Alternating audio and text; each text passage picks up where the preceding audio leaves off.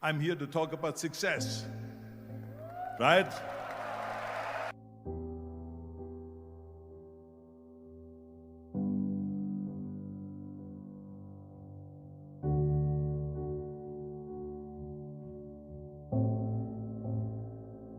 The first rule of success is to have a vision. You see, if you don't have a vision of where you go, and if you don't have a goal where you go, you drift around and you never end up anywhere. It's like you can have the best ship in the world, you can have the best airplane in the world. If the pilot or the captain doesn't know where to go, it would just drift around. It would not end up anywhere, or most likely in the wrong place.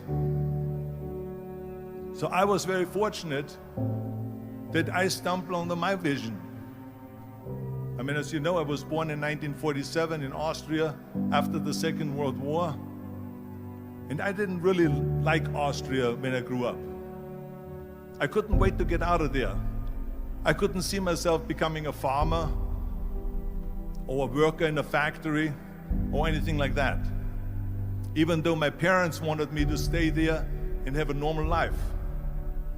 My father wanted me to become a police officer like he was.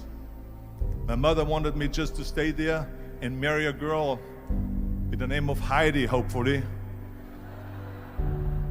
and have a bunch of kids and run around like the Van Trapp family in The Sound of Music. But that was their vision, not mine. My vision was totally different. I felt that I was born for something special, for something unique, for something big.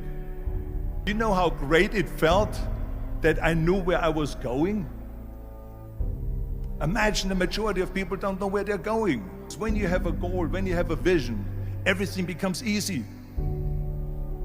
Because remember that in America, for instance, when you study, you will see the percentage of people that like their jobs. 74% hate their job in America. Now, there is not much different when you come to Europe. The majority of people don't like what they're doing because they're really not doing it because they didn't have a goal and they followed this goal. They just aimlessly drift around, and then all of a sudden there's a job opening, so they get that job because you have to work. But then when you work, it's a chore. It's work. It's not fun. So if you think about, only a quarter of the people really enjoy what they're doing in life. That is unbelievable if you think about it. So I felt so blessed that I knew what I was doing. It's like a medical student that studies and knows he wants to become a doctor. You know where to go. So I knew where to go. So people always ask me, when they saw me in the gym in the pumping iron days, they say, why is it that you're working out so hard? 5 hours a day, 6 hours a day, and you have always a smile on your face. The others are working out just as hard as you do, and they look sour in the face. Why is that? And I told people all the time, I said, because to me, I'm shooting for a goal. In front of me is the Mr. Universe title. So every rep that I do gets me closer to accomplishing that goal, to make this goal, this vision turn into reality. Every single set that I do, every repetition, every weight that I lift will get me a step closer to turn this goal into reality. So I couldn't wait to do another 500-pound squat. I couldn't wait to do another 500-pound bench press. I couldn't wait to do another 2,000 reps of sit-ups. I couldn't wait for the next exercise, for the next half hour of posing and all the kind of things that you have to do to be a champion. And with the age of 20, I went to London and I won the Mr. Universe contest as the youngest Mr. Universe ever. And it was because I had a goal. So let me tell you something, visualizing a goal and going after it makes it fun. You got to have a purpose no matter what you do in life. You got to have a purpose. So that's rule number one, have a vision. Rule number two is, don't listen to the naysayers. Don't listen to the naysayers.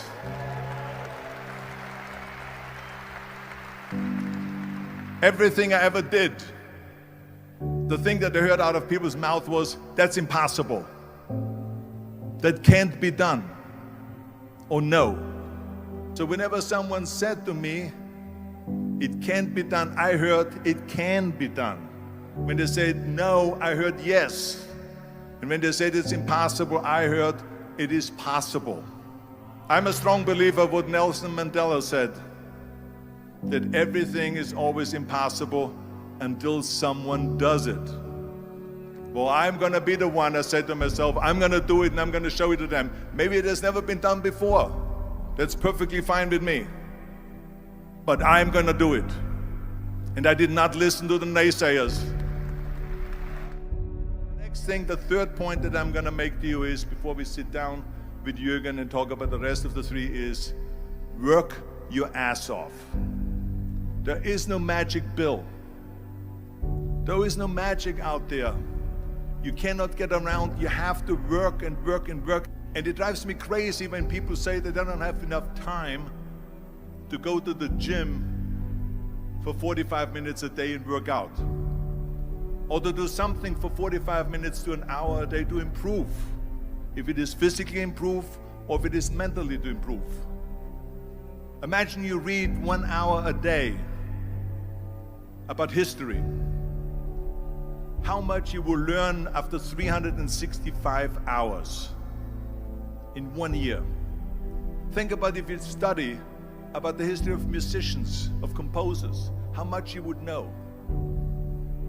Imagine if you would work on a business, on some business that you want to develop every day for an hour. Imagine how further along you will go and get.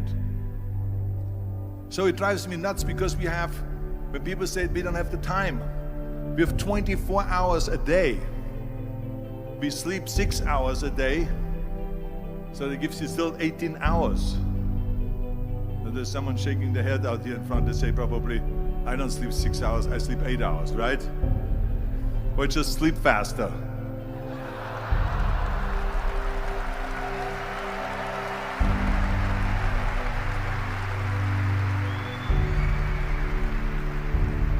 So we have 18 hours a day. The average person works around 8 to 10 hours. So let's assume it's 10 hours, so we have 8 hours left.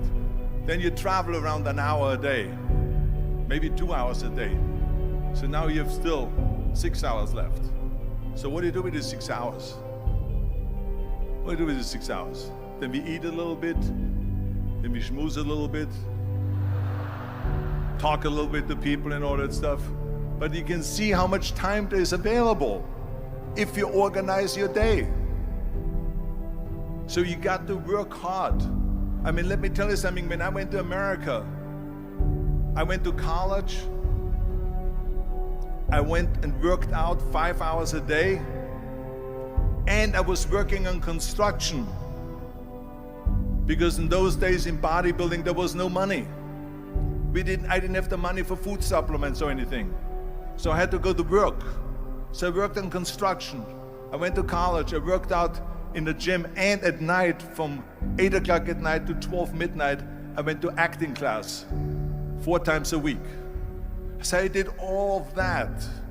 There was not one single minute that I wasted. I became very friendly with Muhammad Ali in the 70s. And Muhammad Ali worked his butt off. And I saw it firsthand. And I remember that there was a sports writer that was there in the gym when he was working out and he was doing sit-ups. And they asked him, how many sit-ups do you do? And he said, I don't start counting until it hurts. Now think about that. He doesn't start counting his sit-ups until he feels pain. That's when he starts counting. That is working hard. And so you can't get around the hard work. It doesn't matter who it is. As a matter of fact, I believe what Ted Turner said, work like hell and advertise.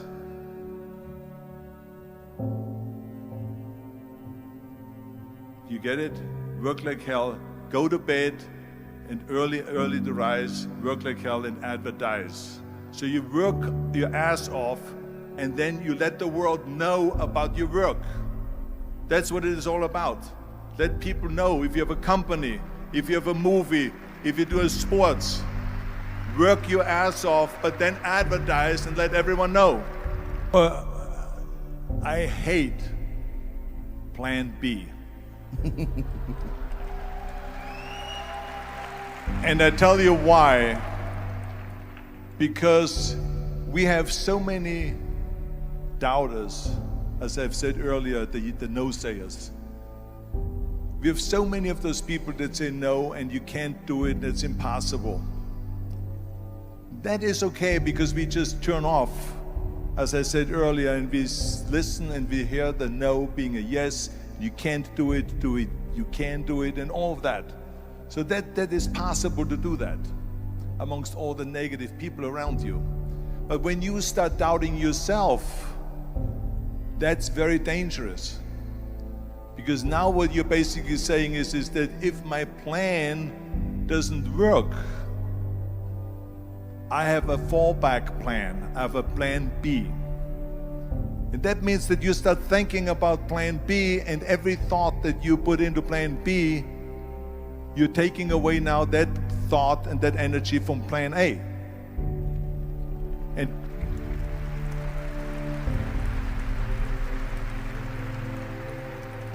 And it's very important to understand that we function better if there is no safety net, because plan B becomes a safety net. It says that if I fail, then I fall and I get picked up and I have something else there that will protect me. And that's not good, because people perform better when there's no safety net. People perform better in sports and everything else if you don't have a plan B. To me, it is very dangerous to have a plan B, because you're cutting yourself off from the chance of really succeeding. And the reason, one of the main reasons why people want to have a plan B is because they are worried about failing. What is if I fail, then I don't have anything else? Well, let me tell you something. Don't be afraid of failing, because there's nothing wrong with failing. You have to fail in order to climb that ladder. There's no one that doesn't fail. We all fail. It's okay.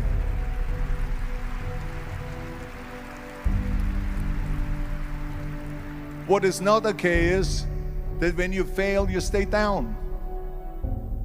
Whoever stays down is a loser. And winners will fail and get up, fail and get up, fail and get up. You always get up. That is a winner. That is a winner. Hey, we all lose. We all have losses. This is okay. And this is why I say don't be worried about losing, because when you're afraid of losing, then you get frozen. You get stiff. You're not relaxed. You got to be, in order to perform well in anything, if it's in boxing or if it is on your job or with your thinking, is only happening when you relax. So relax. It's okay to fail. Let's just go all out and give it everything that you got. That's what it is all about. So don't be afraid to fail. This is one of my 6 rules to success. You can only feel complete as a person if you think about what can you do for your fellow member around you that maybe needs help. I felt like that. Everyone has a different motivation why you get into that.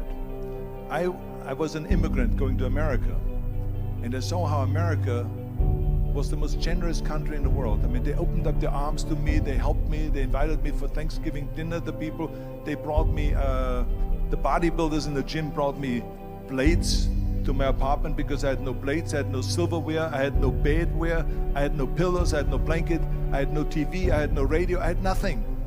They brought it to my apartment. They helped me. And I saw that firsthand, this generosity in America. And I said to myself, as an immigrant that is being embraced with open arms, that I need to go and make sure that I give something back.